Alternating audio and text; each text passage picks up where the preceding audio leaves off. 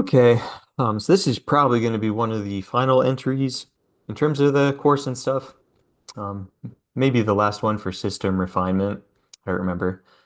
And should kind of be an ending piece of the puzzle. It is fairly advanced compared to other things we've talked about so far.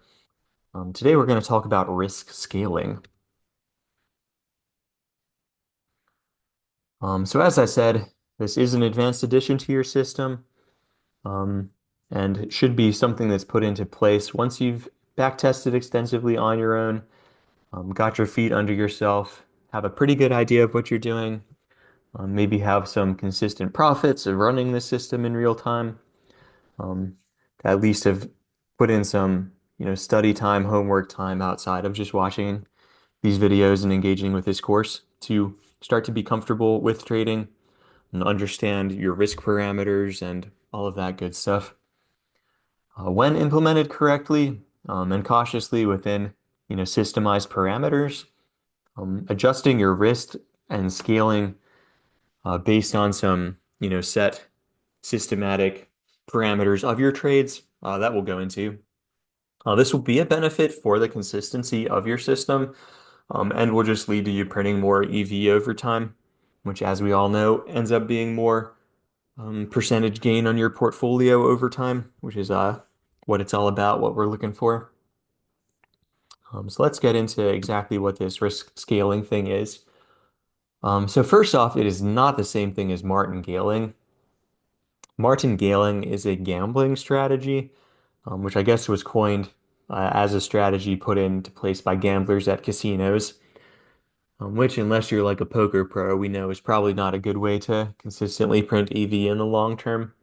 The idea is you enter, you like make a bet or make a gamble, and then if you lose, you double your bet, like doubling down. And you keep doing that until you win. It seems like, if every time you lose, you double your bet that you put in until you win, like this should be a guaranteed way to make money. Mathematically, unfortunately, it is not, or casinos would not be in business. Once people figured this out, which has been quite a long time ago at this point, the reality of the mathematics of the situation is that if there's an initial trade or gamble that's not positive EV, that's negative EV, taking that over time and just doubling your risk every time is still going to be negative EV. And there's not any adjustment you can make there. Like playing a slot machine is always going to be negative EV. And if every time you double down the money that you're betting on this slot machine, like over time, you're guaranteed to lose money, unfortunately. So risk scaling is not that. In the trading world, I would apply martingaling more towards like adding size to trades based on your emotion. Psychologically, that's the idea. Like you enter a trade, setup seems good, and the market just doesn't reward you for entering this trade. We get angry, we get on tilt. We think, oh, the market's not being fair to me. I deserve to win. I'm an expert trader. This trade needs to work out for me because I deserve it. And that's not how things work. The market is going to do what it does, and it's our job to ride the waves. We don't create the waves.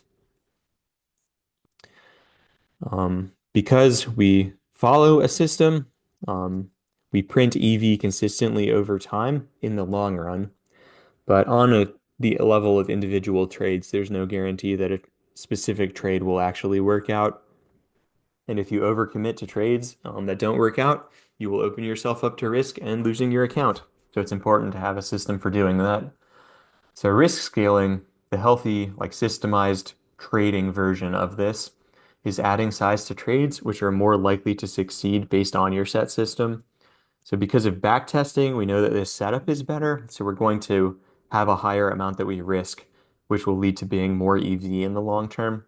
Because the EV of this setup is higher, we want to like expose ourselves to a higher monetary or, contract value based on this trade. So the basics of how to systemize this and how I use it. The idea is that a trade may initially fail but still remain valid. So you enter a trade based on valid entry parameters and you just get stopped out. The trade can then give you another signal for entry that is still valid and still represents a trade that is valid to enter into. When this happens, the subsequent trades tend to have a higher success rate, which means that the setups are higher EV, like based on the system giving us multiple entry triggers. If you are correctly hunting for trades, most of your successes will happen on 1 to 4 attempts, like to enter the trade. So, like I would expect if the trade is going to work, it will not stop you out more than 4 times. So maybe you get stopped out once and then you re-enter. Maybe you get stopped out again, and then that third time you hit the win. That's the basic idea. If you try and enter the same trade like 4 times, you're probably hunting for something that's not there. So the market is just not moving that way. Your initial premise was wrong, that sort of thing.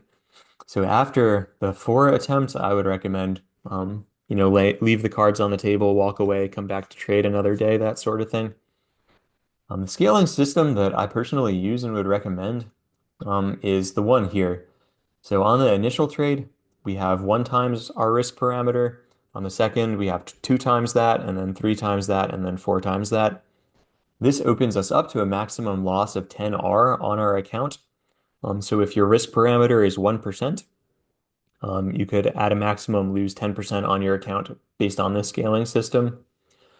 If you are using a system like this, it may be a good idea to decrease that initial R size. Maybe instead of 1%, we use 0.5%, which would open you up to a maximum 5% loss on your account, which is easier to recover from than a 10% loss. 10% would kind of be the maximum I would recommend.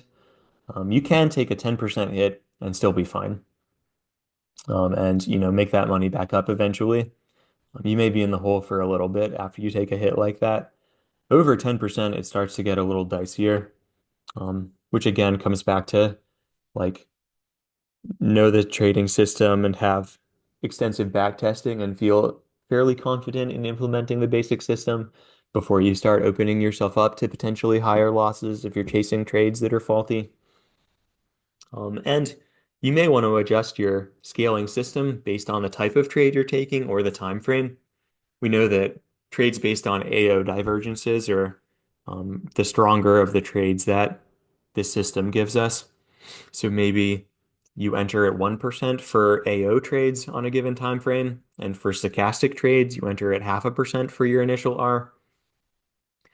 And on higher time frames, since we're more confident in signals given on higher time frames, maybe you use a higher risk parameter, but then you go lower the lower your time frame is because your confidence level is lower. So what does this idea mean that I mentioned? Like we try to enter a trade the first time and it fails, but it's still valid. That concept is that um, like the trade is still valid, even if you get stopped out once, if the initial entry triggers occur again and are still met. So for instance, we may be in an uptrending market structure and get a stochastic crossover. So we enter our trade, we get stopped out, a negative crossover happens, and then another positive one, and the positive uptrending market structure is still maintained. And that could be a trade that's still valid to enter. Um, it's usually like the market structure will remain the same, and then we'll get a repeat of the stochastic cross or the AO bar color change, or whatever it is that we're using to enter the trade initially. Maybe we get an initial AO divergence when we get stopped out, and then we get a second AO divergence setup, and so we enter that again. And the important idea is that if the trade isn't valid anymore, we don't keep attempting it. So if the market structure changes, like if we're in an uptrend and then that uptrend breaks and we put in a lower low, we would not keep trying to take longs and doubling down and increasing our risk if these trades aren't valid anymore. This is an example of a short attempt that isn't valid anymore. So we have a high here, we have a low, we have a lower high, potentially, in line with a stochastic cross. So we enter on this cross, and unfortunately, we get stepped out. The market then pushes up. It actually pushes above the previous high. So now we're in a higher high, and we are no longer in this downtrending market structure. So taking a repeat based on this initial trade entry wouldn't be valid anymore. In this example, we get an AO divergence. This is on the 64 range chart. If we were hunting long triggers just based on the awesome oscillator, we would actually hit our maximum number of fails and have to stop. So we enter one long, lose two, our second one, and then our third, and then our fourth. And the market is just not giving us what the AO is telling us could happen here, and is showing us that momentum is very weak, and our idea of hunting for longs here was wrong. So we get out, we scrap our losses, and we take that 10R loss here. If we had kept doubling down and, kept betting in on subsequent AO crosses or, AO bar color changes, the market is just going down and we would have just lost whatever we put into more long attempts here. So an example of how it's important to cut your losses when you're wrong. In this specific example, like we kind of have the shadow div on the AO here. We have a divergence on the stochastic. So I might have not entered this initial. Um, Maybe would have started entering on the AO divergence whenever the AO div started, which I think is what I actually did in practice. So this trade might be your first one, and then two, and then maybe three and four up here. But again, would not have played out just because this was a day the market was very weak. So here's an example of one that does actually play out. We're on the 16 range chart. We get a divergence on the stochastic indicator. So we enter on the cross, taking a slightly risky counter trend trade. And we enter on the initial cross and the market keeps going up and we get stopped out. Then we get a second cross on the stochastic, which is in line with the initial idea of the stochastic putting in the divergence. We weren't taking this trade based on market structure at all, so we're kind of ignoring that, which again can be a little bit riskier. We do get another stochastic divergence, which is like still a valid signal based on our initial idea that we're getting stochastic divergences, and so a trade is going to play out.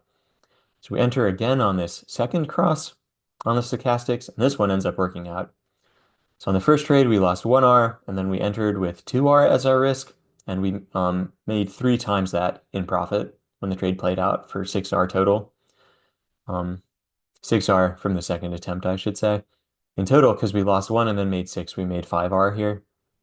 So if this is 0.5% of risk, it's 2.5% gain. 1% would be a 5% gain, etc. The AO kind of puts in a divergence. We could add on some size there. We could add on some size when the AO crosses, and some management there. If we were just doing the basic stuff, we would have gotten the play out up here. Another one, this is another example. This is like our more basic trade type too. So we get a low in our market structure, we get a high, and then we get a higher low. We attempt to enter based on the initial cross. I guess we're doing AO in this example I have. So we get an AO bar color change here. We enter a long, and then the market goes down some more and stops us out. We don't break this low back here, so we're still in the higher low pattern. And then we get another AO bar color change. So our idea of following this uptrending market structure and entering based on AO bar color changes is still valid. So we enter on this second attempt here, and this one ends up playing out. So we lose 1R on the initial, and then we make 6 on the second because we get 3 times 2 because we're using twice the risk parameter for the second trade. So this one would have played out. This is an example on the 16 range chart based on the awesome oscillator divergence here. So we get our initial div being put in. We enter our first attempt, we lose 1R. Another div gets put in and we get another bar cross as the market continues to go up. We enter again with 2R, which we again lose. So we're down 1 and then we're down 2 more. And then we get a third divergence on the AO. And we enter this one and this one ends up playing out. We risk 3R. We make 3 times that for a gain of 9 on this attempt. So we lose 3 total, and then we make 9 for a total of 6R that we gained from chasing this trade. Again, you could manage further, like adding on the AO cross, but for simplistic reasons, this is how we could scale based on the idea of just entering on the bearish AO divergences. So a few more general things as kind of parting thoughts or comments. If you're trading on a lower time frame, you may need to utilize scaling more just because there's more noise, more likelihood for false signals, and they're a little bit lower confidence. Again, it's important to remember not to overcommit. So if you are using risk scaling, make sure you know what you're doing, and you are risking adding potential loss to your account responsibly in a manner that's, systematized and back tested. Don't do it based on emotions. Remember, sometimes trades just don't work out. Sometimes the best thing you can do for the day is just sit on your hands and walk away and, not overcommit if the market's not giving you the play out of the trade signals like it usually does. Which all comes back to, we're here to be traders, not gamblers. We are following a system that is back tested and we know generates positive EV if followed over time. We're not gambling and not trading based on emotion and not expecting to get returns. And doubling down if the market's not being fair to us and we're getting tilted. Cool. Hope this was helpful, and I'll see you in the next one.